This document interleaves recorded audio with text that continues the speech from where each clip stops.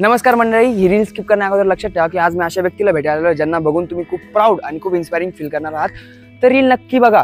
नमस्कार, माझे नाव संगीता केदार पवार, गाव चिंचवे, तालुका देवळा, जिल्हा नाशिक. तर आज मी आलेलो आहे जय श्री माताजी महिला समूह, तालुका देवळा, जिल्हा नाशिक, गाव चिंचवे. तर या गावात संगीता मॅडमने शिवणकामाचा एक छोटासा व्यवसाय सुरू केलाय. मॅम, तुम्हाला किती वर्ष झाले हा व्यवसाय सुरू करून? 10 ते 12 वर्ष झाले.